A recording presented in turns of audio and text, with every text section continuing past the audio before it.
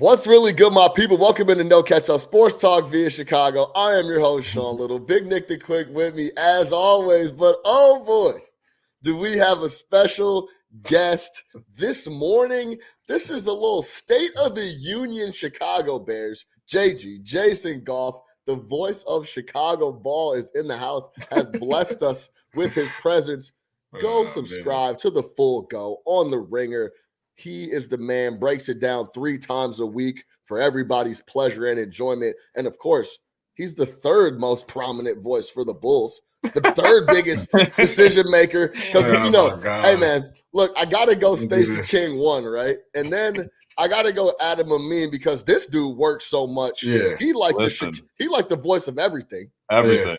So I got to show my guy Adam Amin love. It's about 20 names before you get to me. 27 maybe. And then maybe 30. And then it's Jason Goff for me. You know what I'm saying? So I appreciate you. I appreciate you. You get me in trouble though. You give me, hey Nick, you gotta get your man because you get me in trouble. Because anytime stuff like that gets said, immediately jump into my mentions like, oh, you know who the real voice of Chicago is and all this other stuff. Like you gonna how dare you, Chuck Swirsky. Yeah, exactly. Well, I'm not even talking about people in the industry. We're just gonna I'm gonna be walking the streets and getting into trouble. So you gotta be careful. Hey, listen, I'm a lonely servant trying to figure out this city. So I'm not there yet. I'm not there yet. Say less. Let's jump right into it, man. The Chicago Bears are doing classic Chicago Bears things to Chicago Bears fans.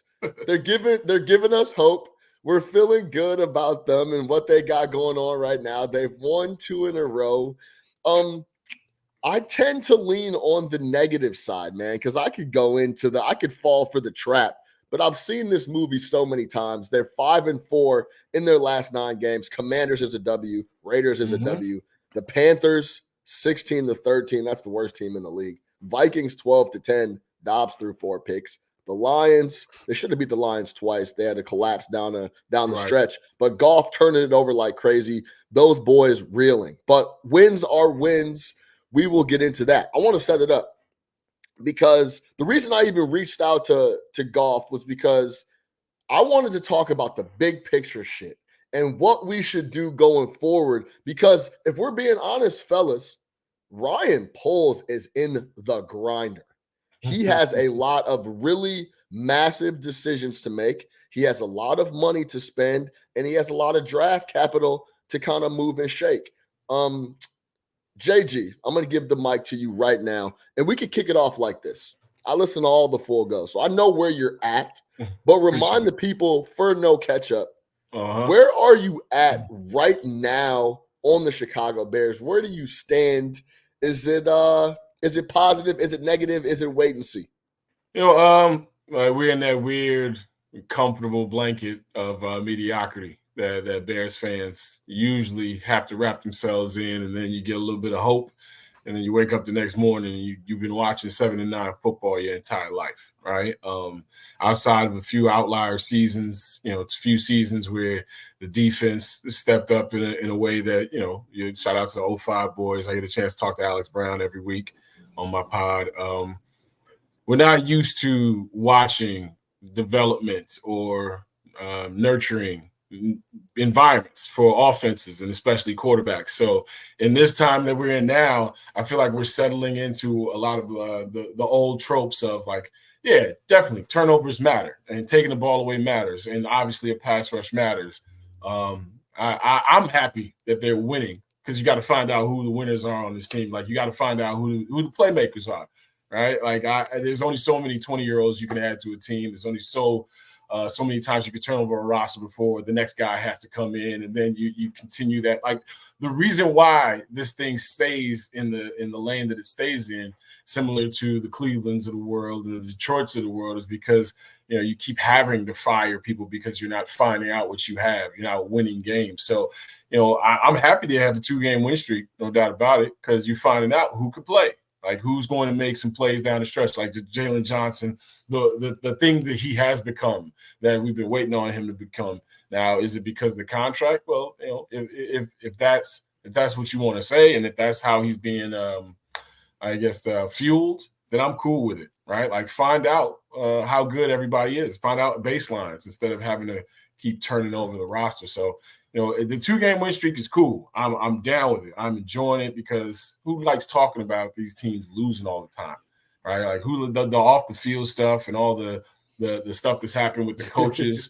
Like it's all been like a negative cloud around something that we care about. Like everybody in this city falls under the umbrella of being a Chicago Bears fan, no matter which baseball team you root for, no matter if you're a Hawks fan or a Bulls fan. So having the constant mediocrity and hope being fed to you, then, it feels good to win a couple of games, but I'm looking forward to what this thing can become because I think there's starting to see some pieces. Like Ryan Poles, I haven't been the biggest fan. Like I've been 50-50 on a lot of the decisions he's made, but the Montez Sweat thing, like it matters, right? It matters when you can find that kind of talent and pay it and know that you're going to have something there that you can count on. The Ngakoue injury sucks because now you're going to throw guys in that position who, the Dominique Robinsons of the world, guys like you haven't seen in a while. So, it's a mixed bag, right? You 5-8. I thought they would be a 7 or 8 win team beginning of the season. So no matter which way they get to it, it's going to feel the way it's supposed to feel. I thought they'd be the second best team. I thought they had the talent to be the second best team in the division. So, I know we're going to get into the Fields conversation and all that, but all that it sucks. It sucks for this to be this normal, I should say. But in the short term and zooming in, it's cool to win a couple of games, I guess. Yeah, we're going to get to Fields and we're going to get to polls because that's the biggest talking point here coming up. But I got to give it to my man, Nick. I got to pass the mic to my man, Nick, because y'all sound alike. Y'all like winning games for no reason, I guess. That's a whole other conversation. But Nick, because that's how you feel about the overall situation. 100%. I laughed when you said who likes to come in here and talk about losses every week because Sean Little loves to come in here and talk about losses every week. Listen, man, this is the same conversation we have every week. I said just like you did. We need to see who can perform down the stretch. When the game gets tight, we didn't know who's going to step up and make plays. We want to see how these guys perform under pressure.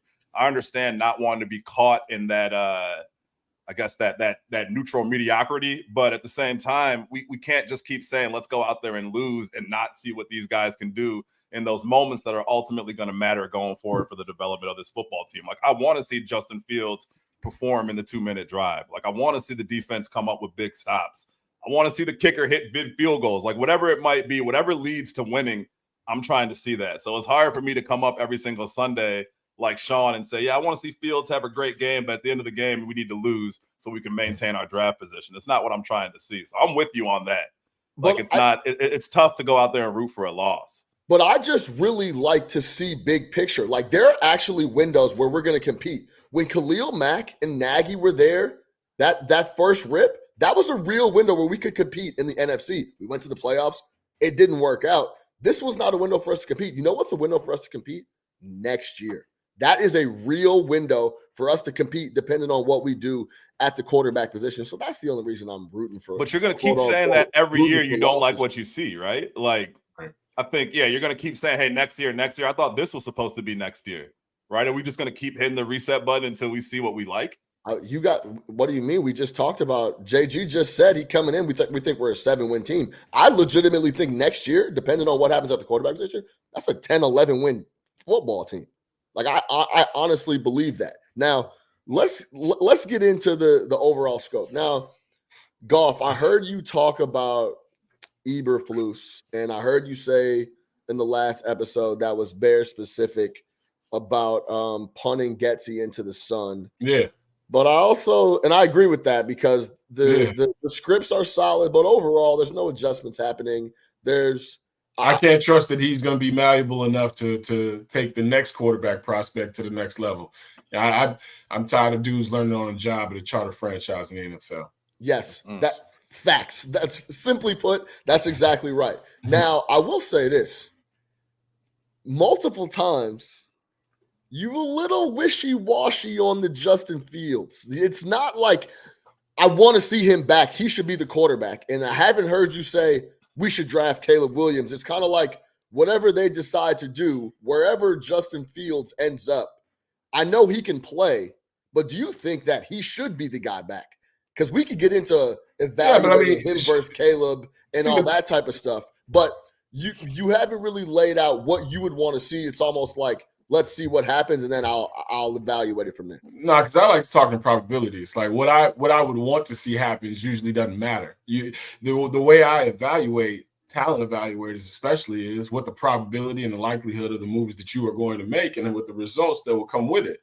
Like when we get into the whole, hey, what I would want to see is quarterbacks in this league get coached a lot better and have a longer leash, so you could actually see some of the quarterback classes that we used to see. I remember when we didn't have to worry about just being 3 or 4 really good quarterbacks and there being a severe drop-off. Like I used to watch football when Randall Cunningham couldn't sniff a Pro Bowl with the Eagles and then became the co-MVP.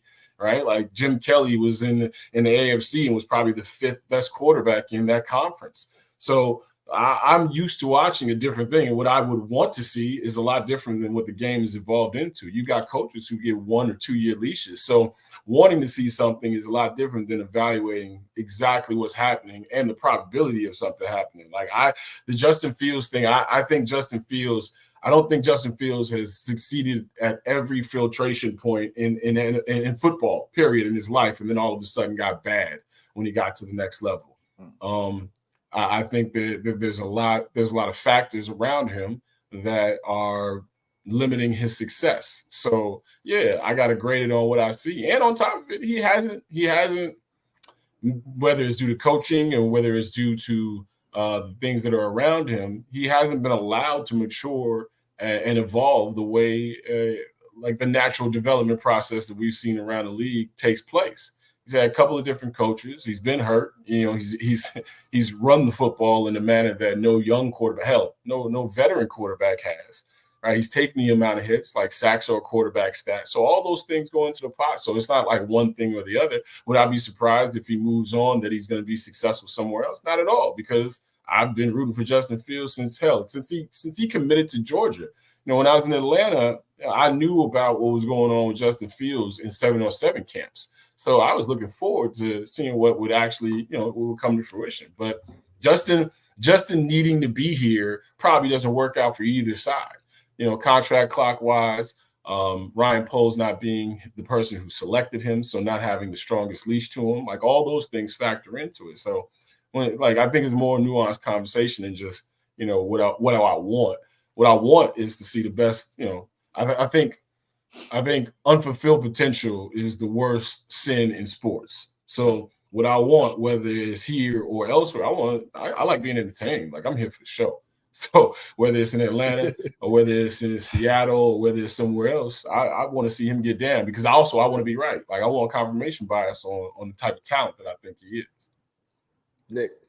Yeah, absolutely. I think for me, it's kind of the same, right? Like I think we are trying to rush a lot of these quarterbacks a lot faster than we did. And if you see a guy after 8 games and you don't like what you see from him, kind of like the Bryce Young conversation, it's like back up a little bit. Like this guy's not in a good situation. Obviously, he's not playing well, but this is his first year in the league.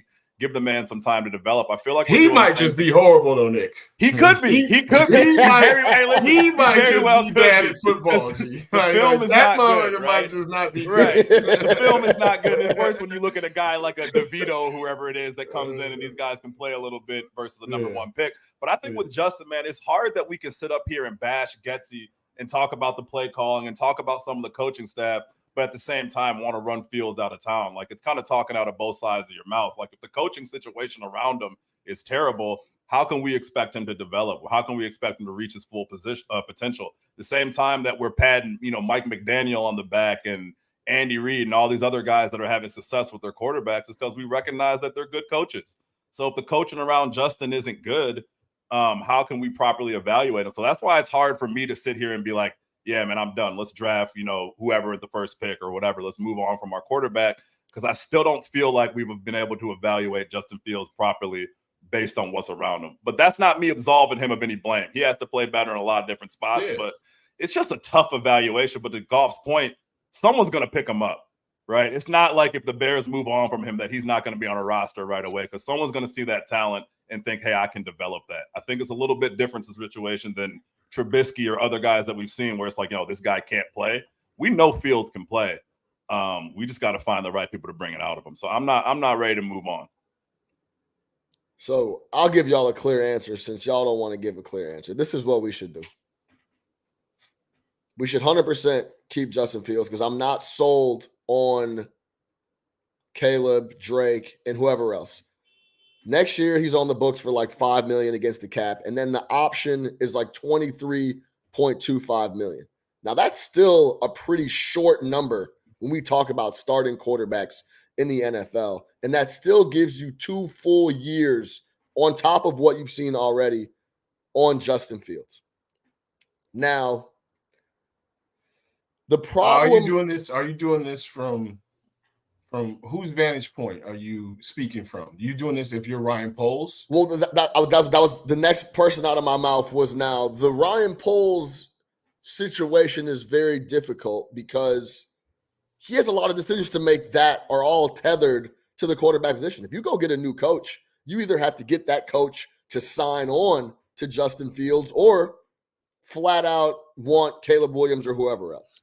But I think overall for the franchise, the best move would be to pack up the one for as much as you did. We saw Ryan Poles. He absolutely went to work on the Panthers for that number 1 pick. DJ Moore is a superstar. He's Goff, you mentioned Brandon why am I blanking on our guys on the wide receiver for the Bears? You said he was the best talent you've ever seen. Yeah, Brandon Marshall. I think he's better than Brandon Marshall. Within the situation that he's in right now. DJ Moore is an absolute monster. Maybe that's recency bias, whatever you want to call it. Yeah. But Brandon Marshall was a beast. But I think DJ Moore ridiculous. DJ Moore is also a monster, right? I think you pack up that number 1, go and get more weapons. Justin Fields is starting to show a lot of promise because the rest of the offense, Darnell Wright, Tevin Jenkins, the rest of the crew are also starting to show a lot of promise, and things are getting better in that aspect. I just don't see how you come off of Justin when you potentially can have him for 2 more years for fairly cheap. You just talked about not resetting everything. If we go get a new quarterback, everything is absolutely reset. And you actually said that. If Justin wins out and plays really well, I don't even think he has to win out. You're looking at the locker room, then you're going to bring in another 20-year-old that potentially could be bad. We just talked about Bryce Young.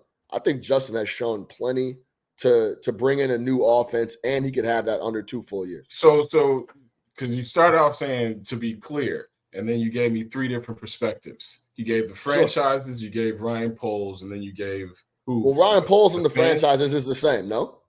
Huh? Ryan Poles and the franchise is the same vision. That's the guy running the shit. He running the show. He's the guy running the show, and he didn't have a choice of his head coach, nor the quarterback that's coaching the team, quarterbacking the team right now, nor the person who was hired the year after he was hired, which is now his new boss. But how are those things? How are cross purposes not evident in this situation? But personnel wise, he's the trigger man more than anyone else over there. Yeah, I'm not talking about personnel. I'm talking about the franchise. Looking at the franchise and Ryan Poles are 2 different entities. One success is not, one success is definitely dependent on another. And Ryan Poles understands that it is now time. He's now lost a record amount of games in this franchise's history. Okay. I don't care what anybody wants to think about rebuilding. And like when we talk about things as fans and start throwing around the word rebuilding and, for the future, there are bottom lines that are being missed with all this losing, period. There's a reason why they scrambling around looking for a new stadium. Okay. So that's why I don't do the what would I do thing. I talk about probability and the results of that probability. In the long run, the franchise wants to win. So if Ryan Poles if the franchise thinks that Justin Fields is the guy, Ryan Poles has been tasked to find the parts around him. If the franchise thinks that Ryan Poles is the person that has been tasked and it's on you because you have to go find a new quarterback, then that's a different direction. It's not about what I want. Like I said, what I want is Patrick Mahomes to be the Chicago Bears quarterback. What I want is Christian McCaffrey to be the Bears running back. Okay, so the situation as it stands, this is not as clear cut as one or the other. If you're talking probabilities, then you think What do you think is probably going to happen? The probability is that they're going to draft a quarterback at the number one spot. And that's the other thing, too.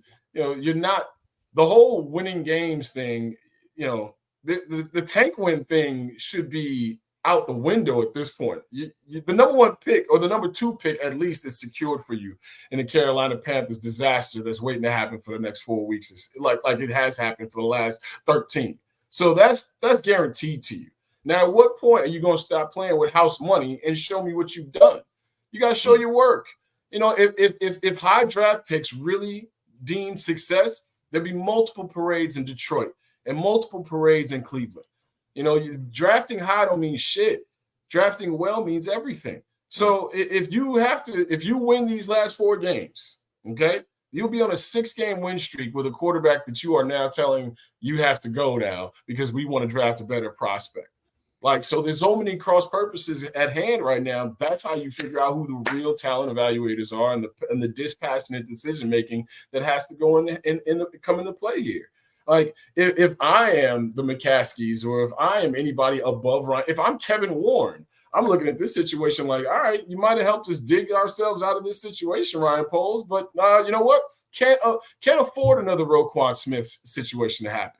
Right? Can't afford, the infrastructure or the locker room not being sound enough for you to draft what is going to become the rookie defensive player of the year. Okay? So there are two different – there's so many different things at play here that, if this was old school football, Justin Fields would have his 6-year run like you just mentioned, and you then figure it out. But it's not that. There are bottom lines that are being missed. They got a stadium that they got to get ready to sell. So if Justin Fields is plateauing or performing at this same level for the next 2 years, that puts a dent in your pocketbooks even more so. So, I think they're going to use that number one pick on a quarterback. I think they're going to use the 5th, 6th, 7th pick, whatever they get on maybe an offensive lineman because Marvin Harrison Jr. won't be there, and then we're going to move on. And then we're going to truly find out what Ryan Poles' vision is. That's what I think the most likely thing to happen will be. Now, is that the thing that I want to happen? Of course not. I want to see the dude. I haven't had a chance to root for the development of a black quarterback in my entire Bears fandom. And this is the first time I got it. So I wanted to be right about this guy on an emotional, level. And my son's 7 years old. He's just now starting to really watch football. I remember watching football with my father back in the day, right? And watching the Mike Ditka show shortly before the Bears games and watching bad Bears footballs throughout the early 90s in my childhood. So, what I want to happen is for this guy to be the guy and you move on. But, that's not – I don't think that's what's going to happen. That's not what's likely. That is not what is likely, I should say. Nick. Yeah, so I mean, I guess the question then becomes, if they decide to move on from him, are you moving on from him completely? I know I brought this up a couple of weeks ago. So he's off the roster, right? In your opinion, based on where they're headed and what you know about the franchise, you don't see a situation based on probability. You don't see a situation in which he's the Bears starting quarterback next year. I mean, outside of winning these next 4 games. Yeah, I was about to say, if they win 6 games in a row down the stretch, it's going to be very hard to look at a team in a locker room and say, "Hey, y'all, we're going to go with the dude who is living in Los Angeles for the last couple of years, winning Heisman's, and has no idea what the NFL life is like." You still got to answer to those guys in it too. So outside of that, I think, and the contract clock situation, you get a chance to reset. All the, if Caleb Williams is the dude that everybody thinks he is, you get that on the cheap for 4 years, right? So, and you're selling Caleb Williams in a new building. You're selling Caleb Williams going forward to the franchise, and like you said, it affects the bottom line positively. And, so they might not the scar tissue of the fan base, right? There is a large portion of this fan base who has a severe disdain and dislike for Justin Fields. Yeah. So those people are, that scar tissue was removed, even though it's not, because the moment they draft Caleb Williams, they're going to be like, this is the same guy, you know what I mean? Watch the goddamn snap. You already know. The fringe is already built in. Right? And it's just depending on who you're listening to, like depending on how you feel. That's why I stay away from a lot of it, right? I just try to watch the games and consume content like of people that I truly trust, because in the end, you know what you're seeing out there. Yep. You know when a quarterback is overwhelmed. You know when a quarterback, I'll put it like this. You walk those three people, the three people who are newest on their jobs at the most important positions in that franchise, and the coach, the offensive play caller for a young quarterback, and the young quarterback. You walk those three people into a room and you tell me who's had the worst year. And I promise you, two people are going to raise their hand before Justin Fields does. You can't tell me that there's not something there, but is the something sustainable? And I heard Nick Wright talking about it the other day, and he made an amazing point, which is why I try not to listen to anybody else's stuff, because I'm like, damn, why didn't I think of that? But he made the point that the gap, and like I just talked about in our childhood, where it was 10, 12 Hall of Famers all playing at once, the gap between the great and the very good right now in the NFL quarterbacking is so severe, so vast, that if you have good or if you have average to above average, you got to get rid of it, because you can't wait on it. You can't wait on it, because look at what great is. Great is 4,500 yards in his second year. Meanwhile, Justin Herbert is sitting there with as average a record as anybody else because of coaching, right? And because of injuries around him, right? So it's like the gap is so severe that you get rid of these guys so quickly, and you're sitting there chasing the next one. And guess what? The next one might be bad, because guess what?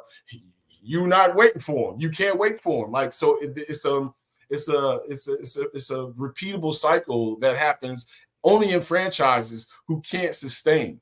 And this franchise hasn't been able to sustain anything for a long time. And like I said, this franchise is too venerable and too respected to consistently give people their first opportunities here. That happens far too often. You know what I mean? Look at the head coaching situations over and over and over again.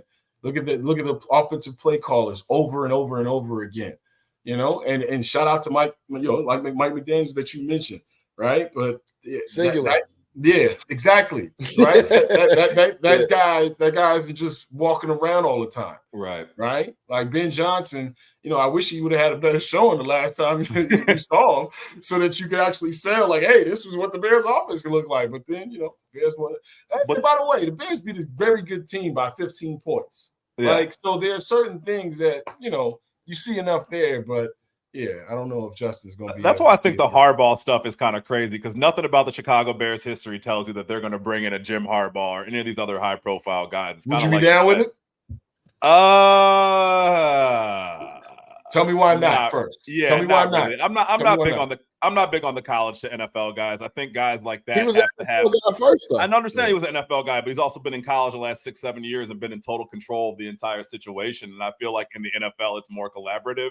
And you bring in some of these guys, right? And I know it's an old example, but Saban, some of these other guys who are used to controlling every single aspect of it and dealing with 18 to 22-year-olds.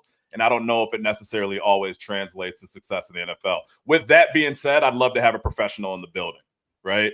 Mm-hmm. So it was kind of similar to when we hired Billy Donovan, and we were so excited because, like, finally we have a pro in the building. But you gotta be careful, G. Yeah, you got to be careful what you wish for. Some of these guys, and especially Harbaugh, there's a lot of ego there. There's a lot of bravado that comes with him. And I understand he had a ton of success in San Francisco, but I'd be wary of it. But to your point, I don't know if that means let's bring up the next, pimple-faced offensive coordinator that we saw do some gimmick plays that we really like a few weeks ago, So I'd probably lean more towards the established guy who knows what they're doing. Yeah, but I still think it's fine. The Bears don't do that. So yeah, either way, it better work.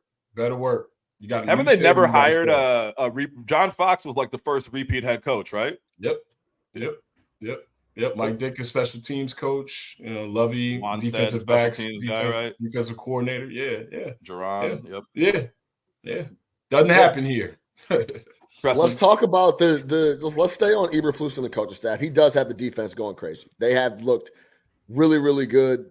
Since week 9, they're 6th in EPA per play. Montez Sweat joined the team perfectly in that window. He's been absolutely spectacular. And to go back to Ryan Poles and the Montez Sweat thing, one thing about Ryan Poles, he's not afraid to do some shit. Let me go try something. I'd much rather have that guy than a guy that stands pat and, I don't want to, is not taking risks, is not doing things. And also, the whole Chase Claypool thing ended up being a really bad deal, but he also packed him up and got him out of town as soon as he went and got it. Like, yo, this shit's not working. Let's get him out of here. So if from what Jason said, if he's making those type of decisions, I think that's part of the overall reason the Bears have been a tough franchise when it comes to winning games throughout these decades, is because who's actually fucking pulling the strings, and who's actually making all these decisions, and why is it so convoluted? Like, I bring up Ryan Paul's making coaching picks and roster decisions, and JG's like, I'm not even sure he wanted to do that, or was that all him, right? So I think that's part of the overall negative thing with the Bears. But Eberflus, in my eyes, is purely just a defensive coordinator, right? But he's now the head coach. And then if you get in that type of situation, you're not going to get Ben Johnson, who I want personally, and I've been saying that for weeks now, because he wants to be a head coach. So you either have to move off of Eberflus and hire a whole new set of guys, which seems to be an issue. Goff, Nick. With who? No. What I'm saying is that, which seems to be an issue, if my next thing I was going to say was the defense and everybody, all the rumors out of Hallis and everything, that the defensive guys love Eberflus. They're all starting to rally around him, right? So the question is, you just find a different offensive coordinator, one that's green, like you just said, that's going to have. No, you get a whole new head coaching staff. You get a whole new coaching staff. What? This man lost 14 straight games. Yes, I agree. Hey, yo. The coaches have been fired for less. Yep. All right? And I'm sorry. This is 2 straight years now where it took to the middle of the season for any of this to look coordinated. Come on. And your hires beneath you are your responsibility. I don't know if y'all been watching. Been a few issues up at Hallis Hall. Yeah, no doubt. Okay. But Matt Eberflus is going to be a great linebackers coach for the Jacksonville Jaguars next year. Or you could find him out in Vegas, doing his thing in the DB room. I think he's a terrific coordinator. Everybody I talked to, from the coach staff and coach players that I've talked to, rave about Matt Eberflus. Hey, don't there's not a knock that you're a good defensive coordinator. There's only a few of them in the NFL. But head coaching, front facing, damn near the CEO of your franchise? Nah. He's not it. I agree. Not if you got standards. Now, if you want to keep doing this rinky-dink shit that we've been watching for years and years now, and get an outlier season and start coaching a year and talking about Matt Nagy had everybody's food in this motherfucker. Matt Nagy had people talking about him being the next great Chicago Bears coach. And then the game said adjust. And he was like, you know what? I'm out. And then the next 3 years, you saw what you saw. No, I want dudes with the answers to the test, the quiz, the pop quiz, all the things that come along with it. Whoever's going to wow you in the interview, like whether it be a tenure guy, because, hey, look at Nick Sirianni. And when you saw his press conference, you thought, oh, the Eagles are in for some shit. This is going to be bad. And next thing you know, trade for A.J. Brown, draft Devontae Smith, right? Jalen Hurts comes of age. That offensive line is the best in the league. Like, yeah. Find the dudes who are going to push this thing forward. I don't think Matt Eberflus is that guy. I don't. Now, if you want to stay 7-10 and talk about defense to your mouth gets sore, knock yourself out. I want to know who the next great coach is. I don't think he is it. I agree, right? And I 100%, if you go back through the no catch-up archives, he was never the hire for us, right? I didn't agree that he would be a good fit overall for the new age NFL, and didn't think he could take us to the promised land, because that's what we're talking about, big picture, right? But we just talked about, if they win out and Justin Fields wins out, he's going to be around. If they win out, they're not moving off him. I'm worried they're not going to move off him regardless of what happens. That's when, like, this whole situation gets really, really sticky. That's why I think, Nick, this is the toughest situation in the NFL overall, because of how many decisions need to be made. Yeah, and the nice part is going to be making those decisions with potentially 2 top 5 draft picks next year. So I think there's a lot of GMs that would love to be in that spot. Obviously, you got to sift through the weeds. I'm with you guys 100%. You got to move on from Eberflus. If the number one goal of the last 2 years was to develop the quarterback and turn him into something that we can see going forward, he hasn't done a good job of that. To your point, it's taken him half a year to figure out how to use his quarterback in each of the last 2 seasons. You're coming off the long losing streaks. There's been multiple personnel blunders under him when it comes to press conference, even explaining the injury report that he had a few weeks ago, where he couldn't tell you whether or not a guy was playing or not, or if he was out, and just didn't really know the questions that were being asked of him. Yeah. You look at the Allen Williams situation. I know that's not all on him, but again, if you're in charge, again, heavy's the head that wears the crown, right? Like, you're in charge of all that stuff's rolling under you. The Getsy problem, the fact that you have the offensive coordinator that's under you and you seemingly can't get inside his head and change how he operates. So all that, man, I don't care that the defense has been playing well. That's awesome, but that doesn't make me want to have him be my head coach going forward. I think, Jason, you had said it earlier on your pod this week. That's Dan Quinn, right? So if you want Dan Quinn as your head coach, that would be best case scenario for Matt Eberflus, a really good defensive coordinator cannot be the head coach of your football team and is not interested in developing you offensively. And that's not what we need, man. It's not going to move us where we want to go. You have to bring in a coach that's lockstep with Justin Fields or whatever quarterback you bring in. I've been watching Hard Knocks, the in-season Miami Dolphins. If you watch Mike McDaniel and Tua, they're attached at the hip, constantly in his ear. He's walking up and down the sidelines with him during games, during practice. Like, that's a relationship. He's in his ear. He's coaching him up.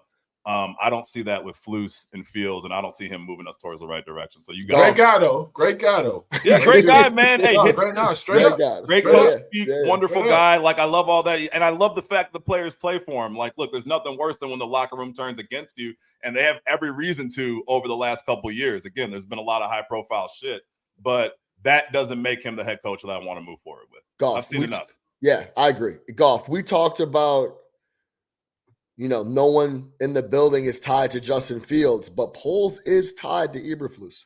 If he gets rid of Eberflus, isn't that a indictment that I made a mistake, I fucked up? Isn't that something? I don't believe he hired him. Yeah, that's what I'm saying. I think Ryan Poles and the Bears brass know exactly the hand that he was handed. I mean, Bill Polian was part of the consulting group. There's no we started on Bill Polian. Yeah. So there's no mystery as to why an Indianapolis dude who was highly favored was one of the 3 people who were in the coaching pool.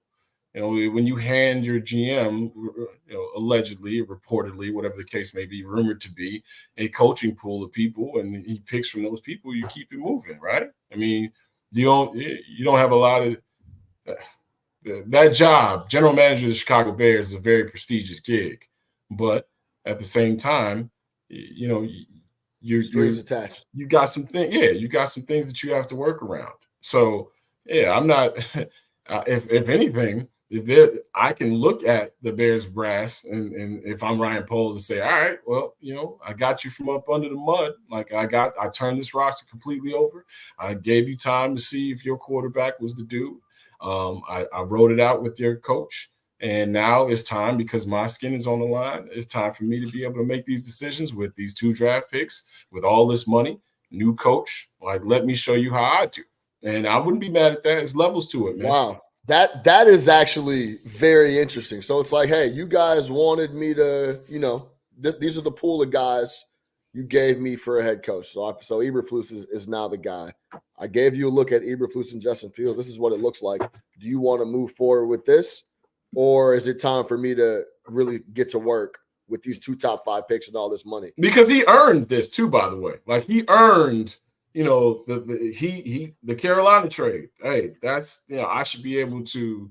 I showed you what I could do, right? Roquan Smith. Now, there are going to be dings on each side, right? Yeah. Because this is hypothetical, obviously, but there's going to be there should be dings on each side. Like, all right, well, what happened with the Roquan Smith thing, or like, and Ryan Poles, I think, could look at his side of the ledger with the amount of cap space that he's been able to accrue, The fact that Darnell Wright is looking like a better player week in and week out, and this is while injured, right? Like I don't think we speak enough how bad that dude's shoulder probably is, and he still did what he did against Aiden Hutchinson, where I think he got 1 or 2 pressures the entire game in 60 snaps, right? So like he can point out separate things. You know, Javon Dexter Sr. started to play better when you allowed me to go out there and get a real edge rusher, right? And Montez Sweat. There's not going to be edge rushers in this draft. So I pretty much drafted a 2nd-round pick, turned it into a guy that we can give $80 million. Like he's going to have those things as ammo. So TJ Edwards, one of the best linebackers in the league. And I mean, and on top of it, you know, I think Ryan Poles is he's smart enough to understand that this ain't forever, right? Like you're not gonna get 8 years to get a contender in this city. You're gonna get about good 4 years before it's time for you to go. So if you're getting ready to be in year 3 of that, right? Like the real year 3 of that, it's time for me to cook. Nick, it's interesting. Real quick, Nick, it's interesting because it could be a situation where the building is split up. I want to keep Justin. Some people don't. Some people want to go draft Caleb. I don't think it could be. It is. I'm sure it is. Yeah, I would say it is. You can see just looking out there, it would be hard for it not to be just based on what's out there. But yeah, I agree, man. It's hard to say like, hey, go ahead out here and cook with the ingredients that they gave him, and the meal tastes like shit. And now he's gonna look at them and say, hey, I tried it this way. To your point, let me try it with my guys. Let me bring in who I want to be in, whether that's an alternative to Justin Fields, whoever that might be. But I would never. For the issues that I have with Poles, I don't put Eberflus on him. I truly don't believe that was his hire. I think they told him this is pretty much who you have to choose from, and Eberflus was strongly suggested. When you bring in a Bill Polian, like you said, and again, let's talk about Bill Polian real quick, a guy who's famous for drafting Peyton Manning, if we can be 100% real, and winning 1 Super Bowl with that team. They're going to catch you in the streets. Could never put a defense around that team, beat Rex Grossman in Super Bowl, and now we're all supposed to think that this guy is like the greatest talent ever. Look how we shitting on Super Bowls, by the way. Told Lamar Jackson was a running back.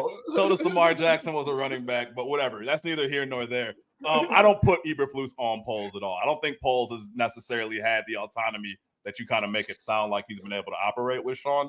I think a lot of that has been told, this is what you're doing.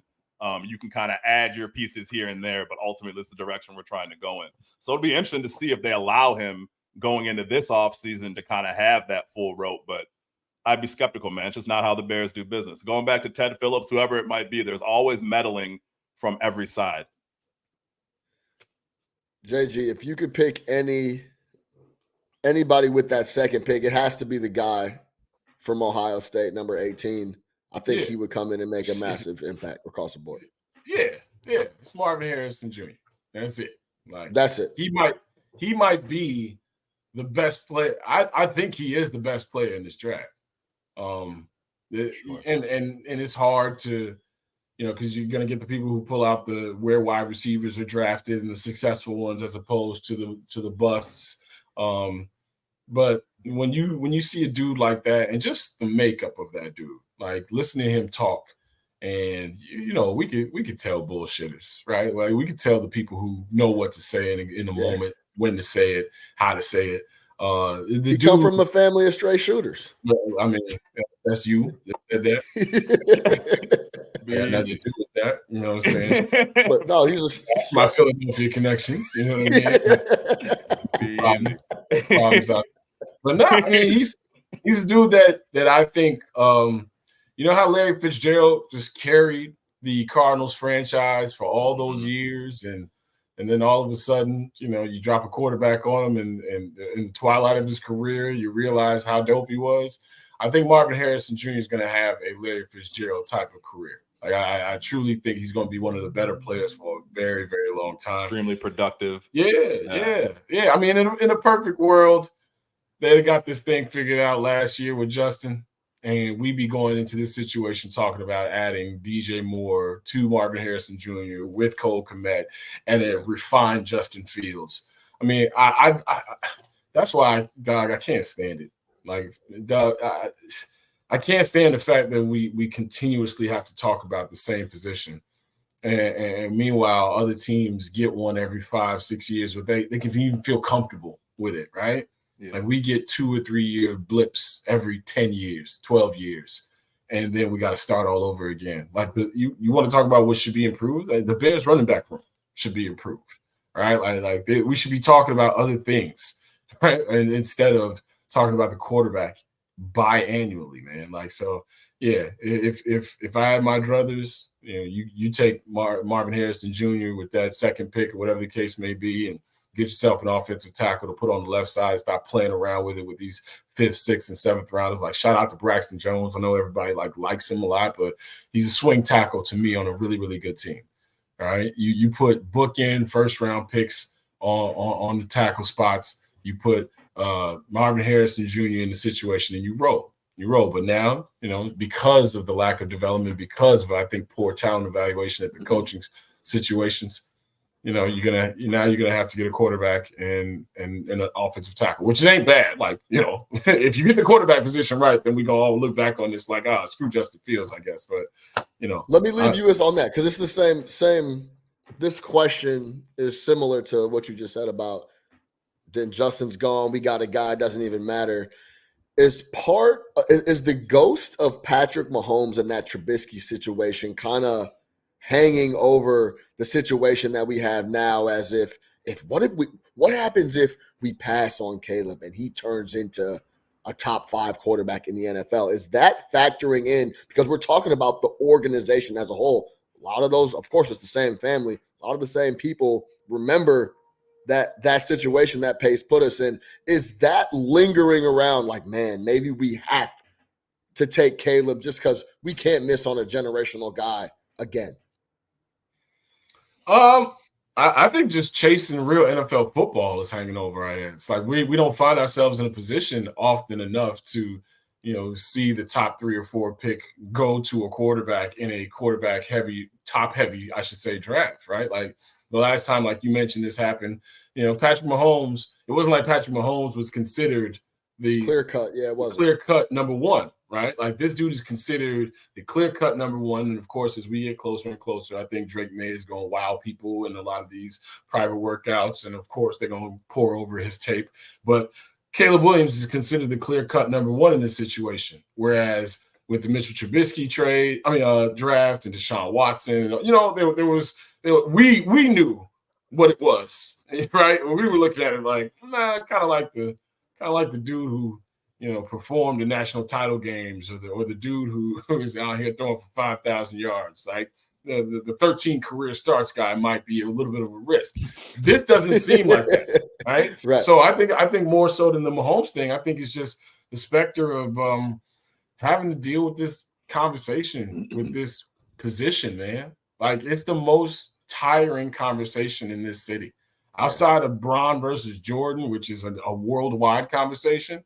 Like this is the bane of our little sports existence, is having to constantly talk about this. But like, I can't wait till we can talk about, man, everybody sure does suck ass around this great quarterback we got.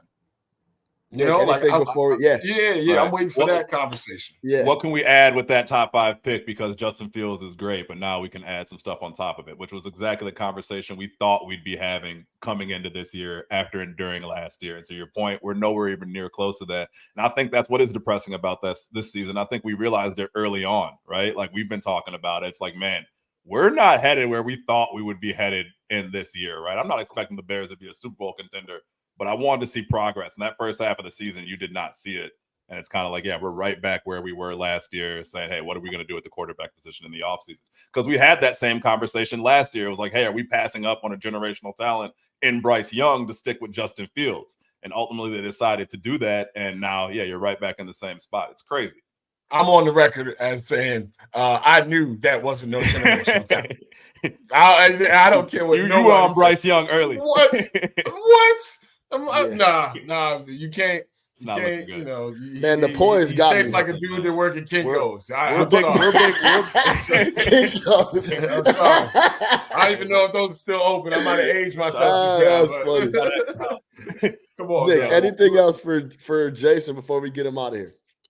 Nah, man, we appreciate you coming on, man. Good conversation. Nah, for I sure. appreciate appreciate y'all having me. Appreciate Yeah, y'all having man. me anytime, man. Been looking forward to doing this. No Appreciate doubt. it, man. Jason Goff, the full go. Bears pregame or Bulls pregame, excuse Yeah, don't me. put that on me. Yeah. Don't put that on me. You know where to find the man across the board. Jason Goff, JG, thank you so much for coming through, man. Appreciate Let's see how the Bears end up shaking out the next 4 or 5 games here. They play the Browns. That's a little revenge spot for Justin Fields, if we're really being honest. Nagy set him up for a disaster last time they was in Cleveland. For Jason Goff, for Big Nick the Quick, I'm your host, Sean Little. No catch up. Sports Talk via Chicago. We'll see y'all next time.